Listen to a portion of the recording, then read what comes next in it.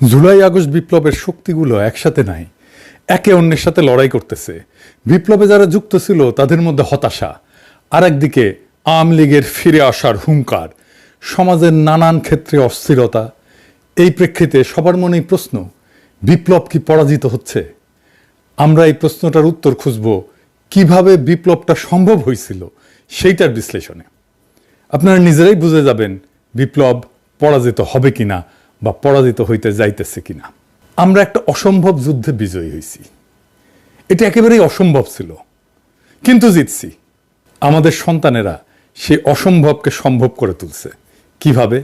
এটা যদি আমরা বুঝি তাহলে আগামীর বাংলাদেশ কেমন হবে, বিপ্লবকে কিভাবে রক্ষা করতে হবে, বিপ্লব আসলেই রক্ষা পাবে কিনা, সব কিছুর নিশানা আমরা পেয়ে যাব। আমরা বুঝব অন্তরের কোন আগুনে জ্বলে আবু সাইদ বুলেটের সামনে বুক চিতায় দাঁড়াইছিল। আসেন আমরা সেই আলাপে ঢুকি। এই আলাপটা একটু দার্শনিক, কিন্তু এই আলাপটা শেষ করলে বুঝবেন যে আমাদের অনেক না জানা কথা, আমাদের অনেক আশঙ্কার কথা এই দার্শনিক আলাপে পরিষ্কার হয়ে গেছে। জার্মান একজন দার্শনিক ছিলেন, হেগেল নাম, পৃথিবীর ইতিহাসে সেরা একজন দার্শনিক। হেগেলের একটা ধারণা ছিল গাইস্ট, GEIST। এই ধারণা দিয়ে তিনি পৃথিবীর ইতিহাসের অগ্রযাত্রাকে ব্যাখ্যা করছেন। গাইস্ট আসলে কি? হেগেল বলেন যে গাইস্ট হলো এমন এক ধরনের ঐক্যবদ্ধ চেতনা যা ব্যক্তির চেতনাকে অতিক্রম করে, কিন্তু ঐতিহাসিক এবং সামাজিক পরিসরের মধ্যে দিয়ে নিজের প্রকাশ ঘটায়। এটা ব্যক্তির চেতনা না, সমষ্টির চেতনা, এবং এটা কোনো একটা ঐতিহাসিক মুহূর্তে প্রকাশিত হয়। কিভাবে? আমরা এটা একটু বুঝে দেখি। ধরেন আমি, আপনি, আমরা সবাই আলাদা মানুষ, তাই না? আমাদের আলাদা চিন্তা আছে, আলাদা ধান্দা আছে, আলাদা স্বপ্ন আছে, আলাদা আকাঙ্ক্ষা আছে, আলাদা পথ আছে। আপনার মাথায় কি চিন্তা খেলা করতেছে আমি কি জানি? জানি না। বা আমার মাথায় কি চিন্তা খেলা করতেছে আপনি জানেন? জানেন না। গাইস্ট হইতেছে সেই চেতনা, সেই চিন্তা, সেই ধান্দা যা একই সাথে একইভাবে আমাদের সবার মধ্যে হাজির হয় কোনো একটা ঐতিহাসিক মুহূর্তে। আপনি যাত্রাবাড়ির রাস্তায় লড়াই করতেছেন কিনা, অথবা চট্টগ্রামের কোনো একটা রাস্তায় দখল নিতেছেন কিনা, নাকি আমি প্যারিসের বাস্তিলে স্লোগান তুলতেছি, এটা বিষয় না। বিষয় হইতেছে আপনি, আমি, আমাদের সবার চিন্তা, লক্ষ্য এক, মঞ্জিল এক। আপনি আমার চিন্তা জানেন, আমি আপনার চিন্তা জানি, একে একে মিলে গেছে, প্রাণে প্রাণে মেলা। এইটালে বলে গাইস্ট। বাংলায় বলে মহাজীবন, ধর্মে বলে খোদাই বা ঐশ্বরিক। আমরা এক প্রাণ হইয়া যাই। যে কোনো বিপ্লবে এই মুহূর্তটা আসতে হয়। এই সেই মুহূর্ত, যেই মুহূর্তে গাইস্ট বা মহাজীবনের ডাক পাই, সেই মুহূর্তটারে বলে মাহেন্দ্রক্ষণ। এই গাইস্ট এক মহাশক্তি, অপ্রতিরোধ্য, অপরাজেয়। একটারে মারলে সেইটাই যায়, জেডিরে মারি সেটাই যায়, বাকিরা পালায় না। ওই যে বলছিল না ওই পুলিশ অফিসার, আধুনিক দুনিয়াতে এই অবিশ্বাস্য মুহূর্ত আর আসে নাই, বাংলাদেশে আসছে। এই গাইস্ট একে একে ব্যক্তি, পরিবার, সমাজ, রাষ্ট্র এবং শেষ পর্যন্ত সার্বজনীন চেতনায় নিজেকে প্রকাশ করে। আমাদের সবার চেতনা, সবার চিন্তা একটাই ছিল, ফ্যাসিবাদের পতন। হেগেলের মতে গাইস্ট হইতেছে একটা ঐতিহাসিক প্রক্রিয়া যা মানুষকে মুক্তি আর বিকাশের দিকে নিয়ে যায়। এই গাইস্টের উদ্ভব হয়েছে, সে তার পথ চলবে। ইসলামে এই ধারণাকে একসাথে বুঝবেন তিনটা জিনিস দেয়া, উম্মা, ফিতরা আর রূহ। গাইস্ট হইতেছে সেই চেতনা যা একই সাথে উম্মা, একই সাথে ফিতরা, একই সাথে রূহ, যা আমাদের উৎসের দিকে টাইনা নিয়ে যায়। আমাদের উৎস কি? আমাদের উৎস হইতেছে সেইটা যেইখান থেকে আমরা আসছি আর যেইখানে আমরা আবার ফিরে যাব, যাইতেই হবে। সেই ঐশী উৎসের সাথে আমরা কানেক্টেড হয়ে যাই। এটারই বলে মহাপ্রাণ, এটারই বলে মহাজীবন। এই প্রবল ফ্যাসিস্ট শক্তি তার সব পুলিশ, সব অস্ত্র, সব হেলিকপ্টার, সব স্নাইপার, সব গুন্ডা নিয়ে পরাজিত হইয়া যায়। তাইলে গাইস্ট কখন ইতিহাসের চালিকা শক্তি হয়ে ওঠে? কখন একটা জাতির মধ্যে গাইস্ট, রূহ, উম্মার ধারণা, ফিতরা একই সাথে জায়গা ওঠে। হেগেল বলছেন যে সমাজ কখনো স্থির থাকে না, এটা সংঘাত এবং মতবিরোধের মধ্যে দিয়ে আগায় চলে। এই মতবিরোধ কখনো সামাজিক বিতর্কে নিরসন হইয়া যায়। যদি সামাজিক বিতর্কে এটা নিরসন না হয়, তখন রক্তাক্ত বিপ্লবের জন্ম দেয়। সে বিপ্লব থেকেই জন্ম হয় আর একটা নতুন সমাজ, নতুন ধারার, যা মানুষের চেতনাকে, সমাজকে আগায় নিয়ে যায় নিজে নিজেই। বিপ্লব হইলে সে প্রক্রিয়া যার মাধ্যমে এই রূহ পুরনো কাঠামো ভেঙ্গা, চেতনা ভেঙ্গা নতুনের পথে অগ্রসর হয়। ফরাসি বিপ্লবের কথাই বলেন। এই ফরাসি বিপ্লবে ব্যক্তি স্বাধীনতার ধারণা, সমতার আকাঙ্ক্ষা এবং সমষ্টির উন্নতির দৃষ্টি থেকে নতুন এক সামাজিক চেতনার উন্মেষ ঘটে। হেগেল এইটারে গাইস্টের একটা অপরিহার্য অগ্রগতি হিসেবে দেখছিলেন, যেখানে পুরোনা জমিদারতান্ত্রিক শাসন ব্যবস্থা ভেঙ্গা গণতান্ত্রিক সমাজ কাঠামোর উদ্ভব ঘটে। এই ফরাসি বিপ্লবেও নানা হতাশা ছিল। এই ফরাসি বিপ্লবের নেতা যারা ছিল তাদের মধ্যে কাউকে কাউকে গিলোটিনে দেওয়া হয়েছিল।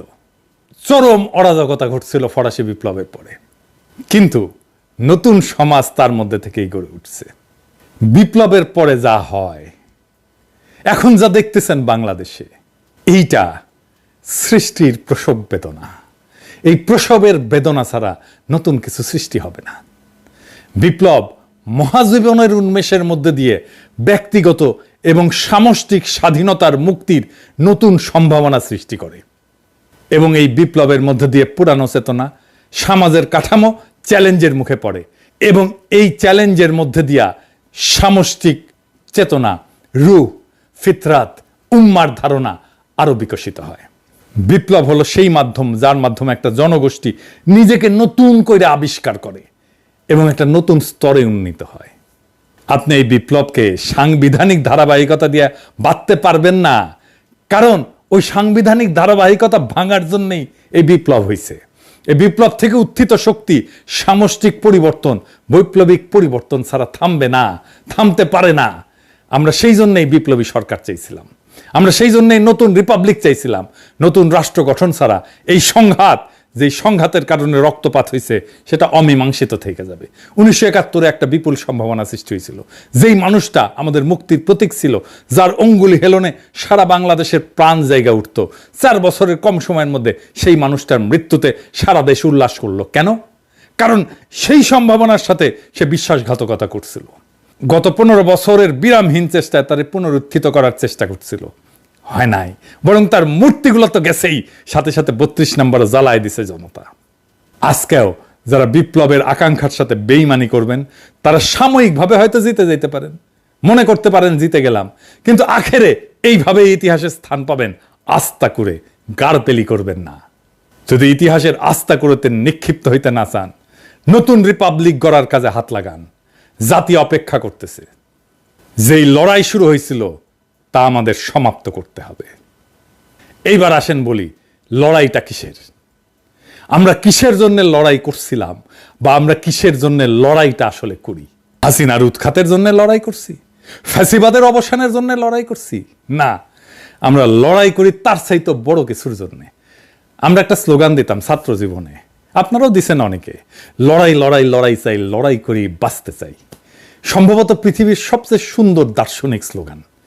আমি বেঁচে থাকার জন্য লড়াই করি, আমার জীবনটাই আসলে লড়াই। তাহলে বেঁচে থাকার মানেটা কি? কি হলে বুঝবো আমি বেঁচে আছি?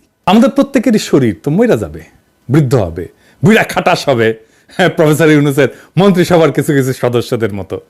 আমার জীবন তো অনন্ত না, আমার জীবন নশ্বর, আমাদের প্রত্যেকেরই জীবন নশ্বর। কিন্তু আমি তখনই জিন্দা যখন আমি আমার এই জীবনকে পরমের সাথে যুক্ত করতে পারি, মহাজীবনের সাথে যুক্ত করতে পারি। আমি মহাজীবনের সাথে যখন যুক্ত হইয়া যাই, তখন আমি অমর। এই নশ্বর জীবনকে, আমার নশ্বর অস্তিত্বকে আমি বিসর্জন দিতে পারি সেই অমরত্বের স্বাদ নিতে। আমি আমার অস্তিত্বের চাইতে বড় কিছুর জন্য নিজের অস্তিত্বকে বিসর্জন দিতে তৈরি থাকি। এটাই বাঁচা। কারণ আমি তখন ইতিহাসের অংশ হইয়া যাই, আমার ভিতরে স্পিরিট, রুহ, পরম সত্তা জায়গা ওঠে। তাই জীবন তুচ্ছ হয়ে যায়, শরীর তুচ্ছ হইয়া যায়। এই স্পিরিট, রুহ, পরম সত্য, এই জন্যেই শাহাদাত এত মহিয়ান, এত গুরুত্বপূর্ণ। কারণ এই রক্ত দেওয়ার মধ্যে থেকে আমি নিজেকে অনন্তের সাথে যুক্ত করে ফেলি, আমার উৎসের সাথে যুক্ত করে ফেলি, আমার পরমের সাথে যুক্ত করে ফেলি, আমার খোদার সাথে যুক্ত করে ফেলি। তাইলে এই লড়াই সত্যের জন্য লড়াই, এই লড়াই সত্যের নিকটবর্তী হওয়ার জন্য, এই রুহ জায়গা ওঠার জন্য মাটির সাথে রক্ত মিশতে হয়। আমার নিজের, আমার সন্তানের, আমার ভাইয়ের, আমার মেয়ের, আমার পিতারা মাটির সাথে রক্ত মিশে আমাদের সেই মহাজীবনের খোঁজ দেয়, উৎসের খোঁজ দেয়। আমি কানেক্ট করি। আমি আবু জাফর ওবায়দুল্লাহর একটা কবিতা বলি, এখন আপনারা হয়তো অনেকেই শুনছেন। আপনারা এখন কানেক্ট করতে পারবেন, কবিতার প্রত্যেকটা শব্দের অর্থ বুঝতে পারবেন। আমি আমার পূর্বপুরুষের কথা বলছি। তার করতলে পলিমাটির সৌরভ ছিল, তার পিঠে রক্ত জবার মতো ক্ষত ছিল। তিনি অতিক্রান্ত পাহাড়ের কথা বলতেন, অরণ্য এবং সাপদের কথা বলতেন, প্রতিটি জমি আবাদের কথা বলতেন। তিনি কবি এবং কবিতার কথা বলতেন। জিহ্বায় উচ্চারিত প্রতিটি সত্য শব্দ কবিতা, কর্ষিত জমির প্রতিটি শস্য দানা কবিতা। যে কবিতা শুনতে জানে না সে ঝড়ের আর্তনাদ শুনবে, যে কবিতা শুনতে জানে না সে দিগন্তের অধিকার থেকে বঞ্চিত হবে, যে কবিতা শুনতে জানে না সে আজন্ম কৃতদাস থেকে যাবে। আমি উচ্চারিত সত্যের মতো স্বপ্নের কথা বলছি, উনুনের আগুনে আলোকিত একটি উজ্জ্বল জানালার কথা বলছি। আমি আমার মায়ের কথা বলছি। তিনি বলতেন, প্রবাহমান নদী যে সাঁতার জানে না তাকেও ভাসিয়ে রাখে। যে কবিতা শুনতে জানে না সে নদীতে ভাসতে পারে না। যে কবিতা শুনতে জানে না সে মাছের সঙ্গে খেলা করতে পারে না। যে কবিতা শুনতে জানে না সে মায়ের কোলে শুয়ে গল্প শুনতে পারে না। আমি কিংবদন্তির কথা বলছি। আমি আমার পূর্বপুরুষের কথা বলছি। আমি বিচলিত স্নেহের কথা বলছি, গর্ভবতী বোনের মৃত্যুর কথা বলছি। আমি আমার ভালোবাসার কথা বলছি। ভালোবাসা দিলে মা মরে যায়, যুদ্ধ আসে, ভালোবেসে মায়ের ছেলেরা চলে যায়। আমি আমার ভাইয়ের কথা বলছি। যে কবিতা শুনতে জানে না সে সন্তানের জন্য মরতে পারে না। যে কবিতা শুনতে জানে না সে ভালোবেসে যুদ্ধ যেতে পারে না। যে কবিতা শুনতে জানে না সে সূর্যকে হৃৎপিণ্ডে ধরে রাখতে পারে না। আমি কিংবদন্তির কথা বলছি। আমি আমার পূর্বপুরুষের কথা বলছি। তার পিঠে রক্ত জবার মতো ক্ষত ছিল, কারণ তিনি কৃতদাস ছিলেন। আমরা কি তার মতো কবিতার কথা বলতে পারবো? আমরা কি তার মতো স্বাধীনতার কথা বলতে পারবো? এখন বুঝছেন কবিতা কি? কবিতা হচ্ছে সেই মহাজীবন, কবিতা হচ্ছে সেই মুক্তির ডাক।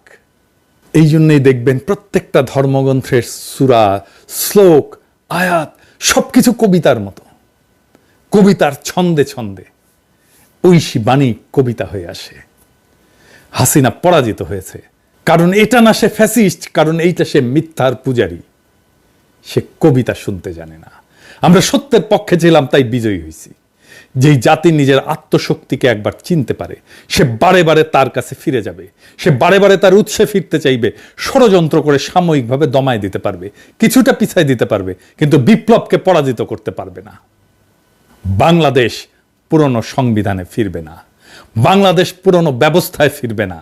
রক্ত, ত্যাগ আর অশ্রুর মধ্যে দিয়ে যে বাংলাদেশ উত্থিত হয়েছে, সেই বাংলাদেশকে পরাজিত করার শক্তি কারো নাই। আমরা আমাদের মঞ্জিলে পৌঁছাবো, কোনো বাধাই আমাদের আটকাইতে পারবে না ইনশাল্লাহ।